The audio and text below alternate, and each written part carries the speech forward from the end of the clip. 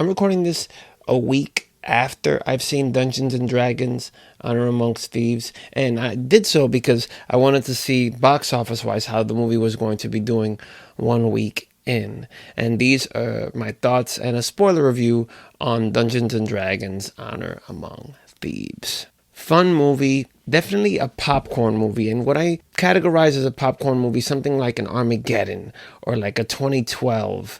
I mean, those are disaster movies, but movies where basically you could kind of switch off your brain and you could just eat a bunch of popcorn and watch a fun adventure movie. And we haven't really gotten a good or a fun kind of swords and magic and fantasy movie in a long while. Like, it's all just been like TV series, like a Rings of Power or Wheel of Time, or a Netflix like Shadow and Bone.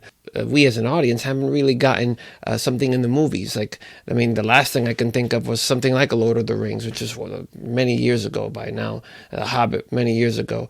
This was definitely not as serious as Lord of the Rings. The special effects were fantastic. I really felt like it was like a Marvel level movie in the terms of the special effects. I could think it was like around the third act when they were like kind of in this arena. The main cast, they were in this arena, and there was all these kinds of things happening, and the magic and the monsters and the this. And like I said, this felt like a big summer kind of movie. Personally, I've played D&D, Dungeons and Dragons, many years ago with a friend from high school. Big shout out to you, Caesar, if you're watching this.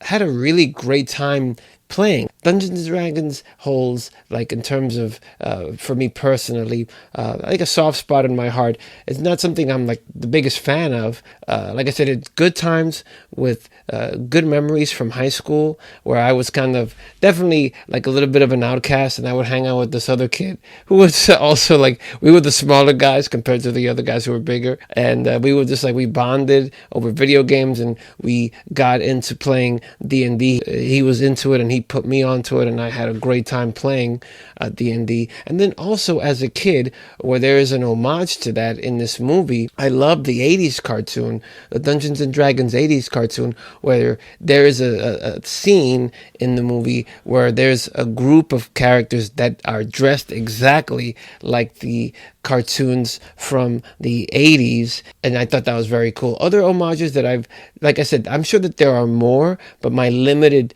knowledge of Dungeons and Dragons, like there were several mentions of Baldur's Gate, which is is a campaign in like one of the Dungeons and Dragons games. Also, there was talk of a Beholder, which looks like one of the monsters from Big Trouble in Little China, like this floating head with a lot of eyeballs. I remember there being a video game where that kind of monster was like on the cover of it. His name is the Beholder, and there was a mention of that as well. You know, a big thing that Hollywood pushes is girl bosses, and the women are always better than the men in so many movies now, and the men are just kind of like idiots and they're emasculated. But I didn't feel like that in this movie. I felt like everybody kind of held their own and everybody mattered in this group. But what I did, a complaint, I would say, the character of Doric, played by Sophia Lillis, who was in the It movies. This was fantastic in the It movies. Like, she was underdeveloped. I also felt like the daughter character, Chris Pine's daughter in the movie, her name is Kira, who I loved her in that spy movie with Batista that came straight to Amazon. I really enjoyed her in that. Like, she was a little underdeveloped as well.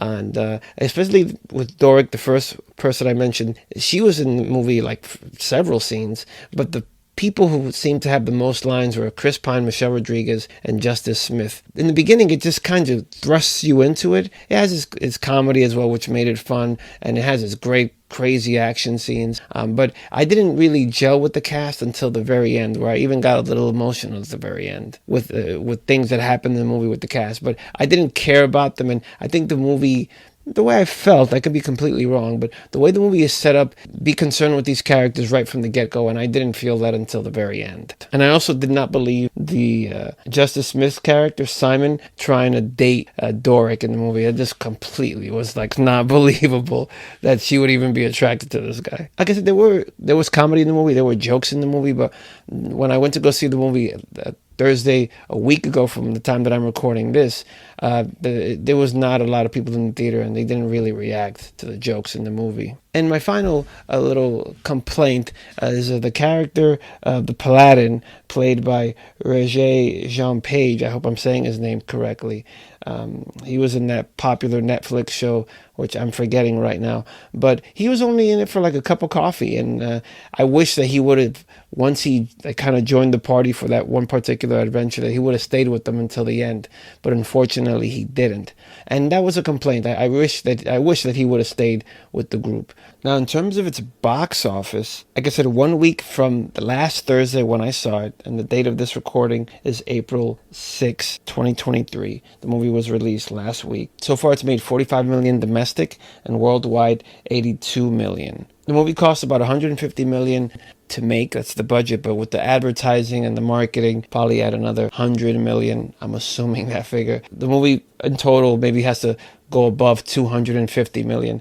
At this rate, let's see. This is only the first week, and let's see if over time this movie makes its money back. But I can't see how it cannot make its money back with the weeks it'll be in theaters, and also with it going to home video and streaming and rentals. Interesting to see how much money this movie is going to make. And I wanted to start adding this into the movie reviews that I do, because I do kind of like the business of these movies as well. But overall, like I said, this is a great, fun popcorn movie. You could like turn your brain off, put it on in the background.